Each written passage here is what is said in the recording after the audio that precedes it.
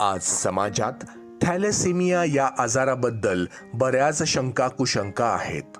येत्या 8 मे रोजी आपण जागतिक थॅलेसेमिया दिनानिमित्त जनजागृती करणार आहोत. तर याच निमित्ताने आज आपण चर्चा करणार आहोत अहमदनगर जिल्ह्यातील प्रसिद्ध बालरोग तज्ज्ञ डॉक्टर विवेक देशपांडे यांच्यासोबत. नमस्कार. आज आपल्या जनकल्याण रक्त केंद्रामध्ये नगर येथील सुप्रसिद्ध बालरोग तज्ज्ञ डॉक्टर विवेक देशपांडे हे आलेले आहेत आणि ते आज आपल्याला थॅलेसेमिया आजाराविषयी माहिती देणार आहेत.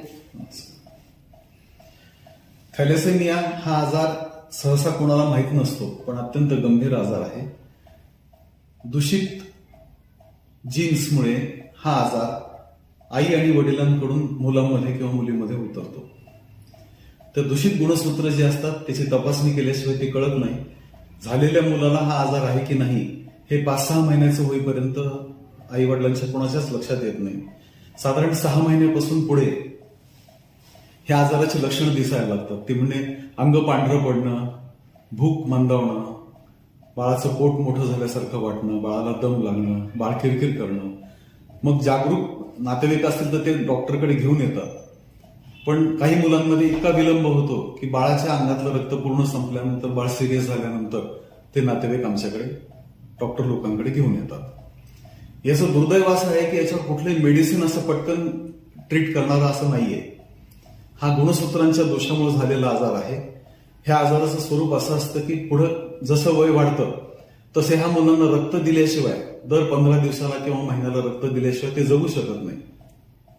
जसं एखाद्या गाडीत पेट्रोल टाकल्याशिवाय गाडी चालू शकत नाही, तसं त्यांचं सर्वसामान्य जीवन होऊ शकत नाही जोपर्यंत त्यांना रक्त मिळत नाही. त्याच्यामुळे ते रक्त संक्रमणावर डिपेंडंट राहतात, अवलंबून राहतात. मग त्यांना दर महिन्याला रक्त भरावं लागतं. ह्या रक्त भरत राहिल्यानंतर त्यांचं आयुष्य लांबतं, पण पूर्ण क्युअर त्याच्यामध्ये अजून त्यांना मिळत नाही. म्हणून मग त्या रक्त भरण्यामुळे होणारे दुष्परिणाम जे आहेत ते पुढे त्रासदायक ठरायला लागतात. त्या रक्त भरण्याच्या सारख्या क्रियेमुळे शरीरातलं आयर्न लोड वाढतं, त्याच्यामुळे लिव्हर खराब होतं. लिव्हरमध्ये कॅन्सर किंवा सिरोसिस होण्याचा आणि लिव्हर पूर्ण फेल होण्याचा धोका असतो. आणि शेवटी हृदयाच्या स्नायूंमध्ये, मायोकार्डियममध्ये ह्या आयर्नचं लोड इतकं वाढतं की शेवटी हार्ट थकून थांबतं आणि त्या पेशंटचा मृत्यू होतो. आजकाल जागरूकता थोडीशी वाढत असल्यामुळे त्याच्याबद्दल ट्रीटमेंटसाठी, ब्लड भरण्यासाठी नातेवाईक येतात.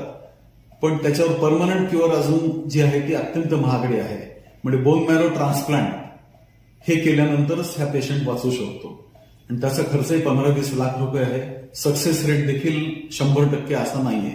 अगदी होमोजिनस म्हणजे स्वतःच्या सख्या बहिणीचं, भावाचं जर बोन मॅरो मिळालं आणि ते विशिष्ट वयात मिळालं तरच त्याचा उपयोग होतो.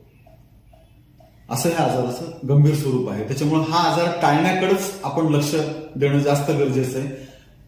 तसं केल्यामुळे आपल्या देशाची होणारी तरुण पिढी जी आहे त्यामध्ये थॅलेसेमिया ह्या आजाराने त्रस्त असलेले एकही बाळ असू नये किंवा एकही मूल पुढे निपजू नये यासाठी सगळ्या सोसायटीनी, सगळ्या समाजाने, डॉक्टर लोकांनी, सुशिक्षितांनी प्रयत्न करणं गरजेचं आहे.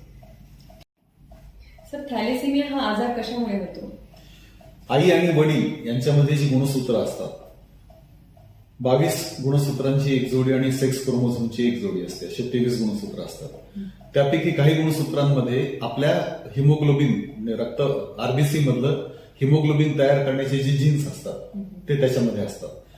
तर त्या गुणसूत्रांमध्ये जर विशिष्ट प्रकारचे जीनचं सिक्वेन्स बदलला असेल, जीन म्हणजे प्रोटीन असतं ते जर बदललं असेल तर आपल्या हिमोग्लोबिनसाठी लागणाऱ्या 2 अल्फा आणि 2 बीटा ह्या चेन्स पैकी अल्फा चेन्स जर समजा दोन्ही आई आणि वडील यांच्याकडून दूषित अल्फा चेनचं जीन असलेलं जर बाळामध्ये उतरलं तर त्याला अल्फा थॅलेसेमिया होतो.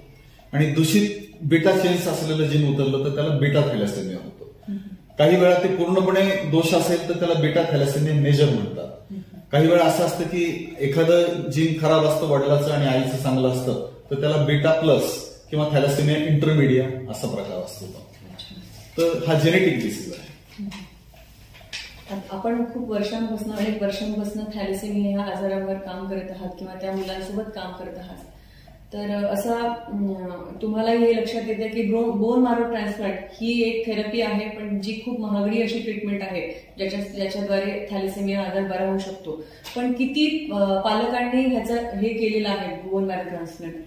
जवळपास मी आता 1000 थॅलेसेमियाचे पेशंट्स तरी आतापर्यंत गेल्या 30 वर्षामध्ये हँडल केलेले आहेत. त्यापैकी फक्त 5 जणांनी बोन मॅरो ट्रान्सप्लांट केला. 2 जणांचं फेल गेलं. बाकीच्या 3 जणांच्या बद्दल मला काही कल्पना नाही, कारण ते इथं माझ्याकडे आता नाहीये. पण बोन मॅरो ट्रान्सप्लांट मध्ये पूर्ण सक्सेसफुल झालेलं आहे आणि पुढच्या 5 वर्षात 6 वर्षात माझ्याकडे आलेले आहेत आणि आमचं सक्सेसफुल झालेलं आहे, आमचं हिमोग्लोबिन चांगलं आहे असं सांगणारे मला अजून तरी कोणी भेटलेले नाही. दुसरं तुम्ही रक्तसंक्रमणाबद्दल आधी बोललात, तर रक्तसंक्रमण हे त्यांचं लाईफ वाढवण्यासाठी कितपत हे आहे? नाही, रक्तसंक्रमणाने निश्चितच त्यांचं जीवन सुसह्य होतं.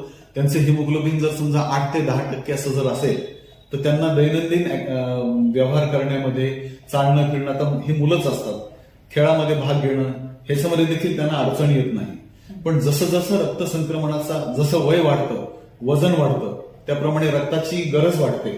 तसं रक्तसंक्रमण वारंवार द्यावं लागतं, कारण ज्या भरलेल्या आरबीसीज असतात त्यांचं आयुष्य त्यांना पूर्ण 90 दिवस जे असतं त्यातलं निम्म जरी मिळालं तरी 15-20 दिवसापर्यंतच त्यांना त्या आरबीसीज पुरतात. त्यांना पुन्हा हिमोग्लोबिन ड्रॉप होऊन थकवा, भूक मंदावणे, गळून गेल्यासारखं वाटणे, उत्साह नसणे हे लक्षणं यायला लागतात. 15 दिवसानंतर त्यांना पुन्हा रक्त भरावं लागतं. असं करत करत त्यांच्यामध्ये आयर्नचं लोड जास्त होतं, जे कॉम्प्लिकेशन अत्यंत धोकादायक आहे आणि त्यांच्या मृत्यूला आता आयर्न ओव्हरलोड ही गोष्टच कारणीभूत ठरते. बरोबर.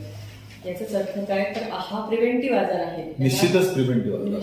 तर ह्याच्यासाठी आपण काय करू शकतो? म्हणजे समाजात आपण जसं म्हणू की जनजागृती करणं तर खूप गरजेचं आहे, ते अत्यंत गरजेचं आहे. तर कशा पद्धतीने आपण समाजामध्ये जनजागृती अजून करू शकतो? फार महत्वाचा प्रश्न विचारलात तुम्ही. हा डॉक्टर म्हणून माझ्याकडे आल्यानंतर पेशंटला ट्रीट करणे, त्याचं निदान झाल्यानंतर त्या धक्क्यामधून त्या नातेवाईकांना सावरणे, त्यांना मार्गदर्शन करणे हे मला करावं लागतं.